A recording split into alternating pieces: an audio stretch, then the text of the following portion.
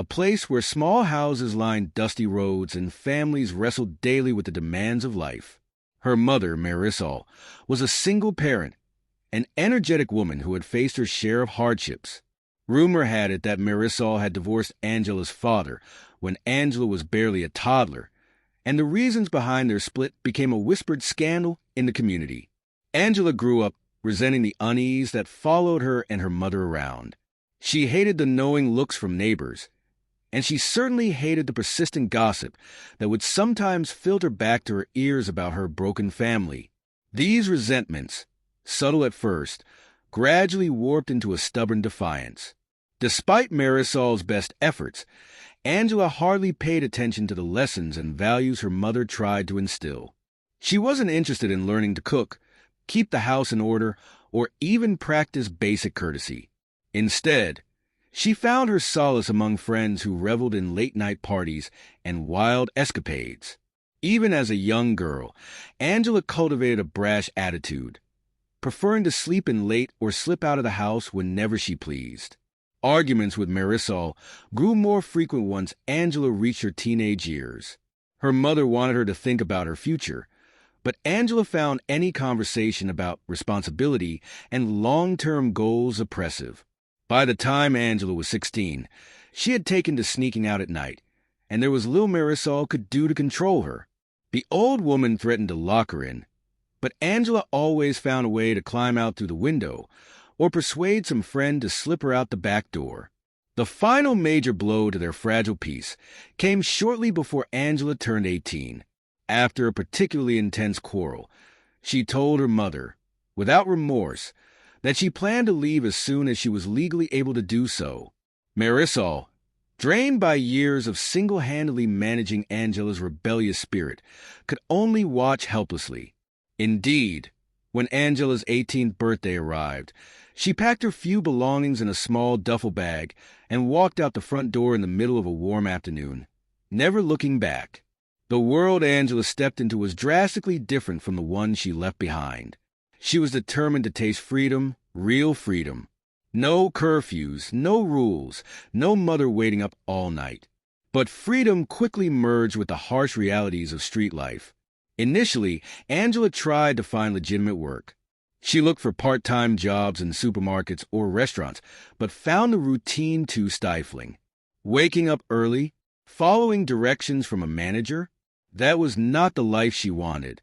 She tried a few shifts here and there, but inevitably quit, complaining about the low pay and the unpleasantness of having to take orders from someone else. As days turned into weeks, Angela's savings ran dry, and she started making desperate choices. Through a string of acquaintances, she was introduced to a group of women who made a living through prostitution. She was hesitant at first, unsettled by the thought of selling her body, but her aversion was outweighed by her distaste for real jobs. She convinced herself that this was only temporary, a way to earn quick money without the constraints of a 9-to-5. Over time, though, Angela sank deeper into this lifestyle. Even as she told herself it was short-term, she continued on a downward spiral of one-night stands and fleeting relationships. Eventually, Angela decided to relocate. She believed that if she traveled somewhere far from her childhood home, away from anyone who knew her or might judge her, she could blend into a new life more easily. California became her target, a place of sun-soaked beaches, bright lights, and endless possibilities. With enough cash saved from her work, she bought a one-way bus ticket. As soon as she arrived, the city's rush of life seduced her. She found cheap accommodations in a rundown motel, sharing space with other young women who, like her, were caught in the web of street life. The anonymity felt refreshing at first. Nobody cared about her past or her identity. She was just another face in a crowded city, free from her mother's reproaches. Months turned into a year, and Angela's habit of drifting through life continued. She still visited clubs and bars, lingered on street corners, and took up paid dates that provided her with a steady stream of cash. By this time, the initial sense of excitement that had characterized her move to California had been replaced by a grim sense of routine. Each new face was just another transaction, every night a mirror of the last. She rarely paused to consider the implications of her actions until she discovered she was pregnant. In some ways, the discovery blindsided her, though it was hardly a surprise given her line of work. Fear, anger, and denial all intermingled. She tried to recall which customer might have been the father, but her memory was foggy. She had not been careful with contraception, nor had she bothered to see a doctor regularly. Although panic flickered in her mind, a part of Angela remained unwaveringly cold. She simply didn't want a baby. She considered her options, but ultimately found herself hesitant to terminate the pregnancy, not necessarily from moral conviction, but from a lack of initiative. Just as she never found it appealing to maintain a steady job, she also lacked the energy to go through the formalities and expenses involved with a medical procedure. So she drifted once again, letting fate run its course. As the months went by, Angela's body began to change. Gone were the days she could slip by unnoticed. She still took clients, determined to maintain an income, but her pregnancy became obvious, and her earnings suffered. Some nights, she barely managed to pick up enough cash to cover her motel room. She hated everything about this pregnancy, how it made her feel vulnerable, how it limited her ability to make money, and how it forced her to consider a future she wanted no part in. She considered leaving California, but by then, she had no clear plan, no real savings. Instead, she stayed, carrying the child with a growing resentment eventually. She gave birth in a small, overcrowded hospital on the outskirts of the city. The hospital staff could sense that this was not a joyous occasion for Angela, and they tried to offer her guidance and resources. She refused most help, signing herself out of the hospital as soon as her body permitted. She took the baby boy, whom she barely glanced at, and returned to the dingy motel. The child cried for attention, but Angela, physically and emotionally drained, could only cringe at the sound. She named him Mambo, somewhat ironically, after overhearing a song on a staticky radio in the motel lobby. There was no real sentiment in her choice. She just needed something to fill out on the forms. In those early days, Angela found the baby's cries intolerable. She would leave him unattended for hours, impatient with the demands of motherhood. Her neighbors would sometimes knock on her door, complaining about the noise or offering to help, but Angela turned them away more often than not. She was stubborn, angry at her circumstances, and Mambo became an unasked-for reminder of everything that had gone wrong in her life. One bleak night, after a long and futile attempt to lull Mambo to sleep, Angela made a decision that would forever alter both of their lives. She swaddled her infant son in a few sheets of old newspapers. Then, under the cover of darkness, she walked out into the city streets. The neon lights cast a harsh glow on her as she gripped the small bundle tightly, her heart pounding, not from remorse, but from the adrenaline of doing something irrevocable. She did not have a clear destination in mind. Eventually, she ended up at a damp, neglected dump site that sprawled behind an old warehouse near the motel. Trash bins overflowed with rotting food, plastic bottles, and rusted scraps. The stench was overwhelming. Angela paused, looking around to make sure she was alone. In that grimy alley, with no one watching, she set the small bundle down atop a mound of debris. Mambo let out a tiny whimper. Angela hesitated for a fraction of a second, her maternal instincts briefly flaring to life. But she forced the feeling away. She turned and ran, as if trying to escape her own conscience, leaving Mambo lying there in the night. Several hours passed. The baby's cries ebbed and flowed.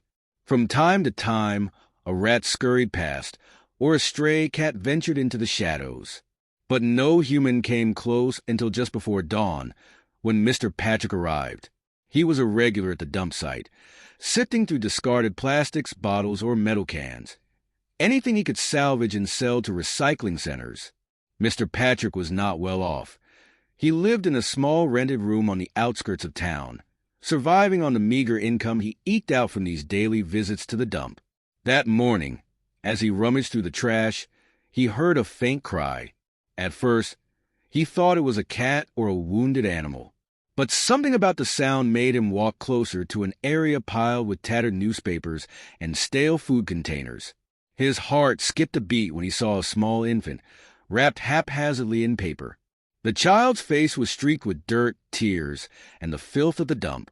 Mr. Patrick felt a pang of disbelief and horror. Who would abandon a baby here, of all places? He quickly scooped Mambo into his arms, hardly believing the child was still alive. Mambo let out another weak wail, prompting Mr. Patrick to spring into action. Gathering his worn backpack, he ran through the alleyways until he reached a nearby free clinic. It was barely open, with a single nurse on duty. Gasping for breath, he explained the situation as best as he could. He had found a baby alone in the dump, and the child needed immediate care. The nurse, initially stunned, ushered Mr. Patrick into a small examination room. She and a volunteer doctor examined Mambo, cleaning him up and checking his vitals.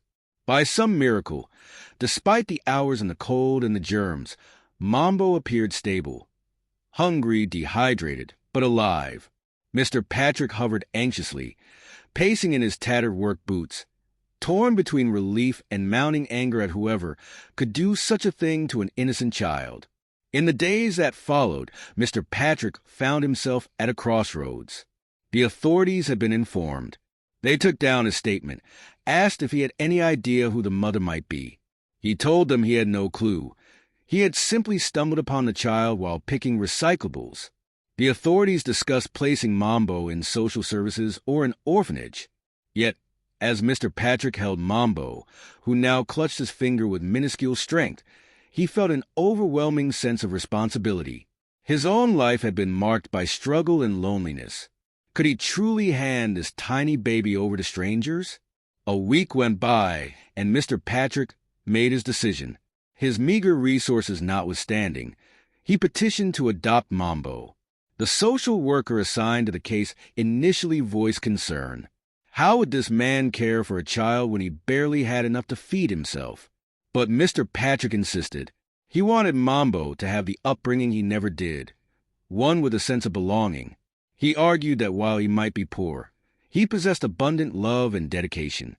After a series of formalities, interviews, and a lot of paperwork, Mr. Patrick was granted temporary foster rights, with the aim of permanent adoption if he could demonstrate he was capable of providing a stable home. The next few months were an intense learning experience. Mr. Patrick was no stranger to hard work. Before, he would roam the dump site for hours, collecting items to sell. Now, his days also included buying formula, waking up in the middle of the night to feed Mambo, and changing diapers. His small rented room was barely big enough for one adult, let alone an adult with an infant, but he made do. He found an old crib at a flea market, painstakingly cleaned and repaired it, then placed it in the corner of his room.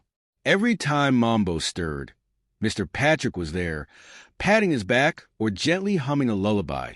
During this period, Mambo grew stronger by the day. He learned to recognize Mr. Patrick's voice and presence. The tension and uncertainty slowly melted into a loving rhythm, a father-son bond that transcended biology. Neighbors in the dilapidated apartment complex marveled at the pair, an older man of humble means and his wide-eyed baby boy. Sometimes, Mambo would cry inconsolably, and Mr. Patrick would pace the hallways, rocking him gently, whispering, "I got you, son. Don't worry. I got you." With time, Mr. Patrick arranged for a daycare service at a local community center that charged minimal fees. This allowed him to continue his recycling work in the mornings. He'd wake up before sunrise, feed Mambo, drop him off at the daycare, and then head to the dump to gather salvageable items. By noon, he'd be back to pick up the little boy, cradle him, and head home. The pay was minimal, but it kept him afloat. Little by little, he saved enough to move into a slightly larger, albeit still modest, apartment, one with a separate bedroom for Mambo once he was old enough for a real bed. The first time Mambo called him Dad, Mr. Patrick was overwhelmed with emotion. He had never expected to be a father, let alone in these circumstances. And yet, as the years unfolded, that is exactly what he became, a dedicated parent, guiding Mambo through his first steps, first words, and first experiences in life. When Mambo turned 5, Mr. Patrick finally completed the legal adoption process, ensuring that Mambo was officially recognized as a son. By then, Mambo knew no other life than the one he shared with Mr. Patrick. He was an energetic boy, inquisitive about the world around him. Every morning, he would ask if he could accompany Dad to the dump to see the array of objects people threw away. Mr. Patrick sometimes allowed it on weekends, teaching Mambo a valuable lesson in recycling and resourcefulness. As Mambo began elementary school, his teachers noted that he was a bright student, eager to learn. He showed a particular fascination with planes. Each time he heard a distant roar overhead, he would race to the window or out to the playground to catch a glimpse of any aircraft that might be visible. He'd point skyward, wide-eyed, as if that airplane was the most fascinating thing in the universe.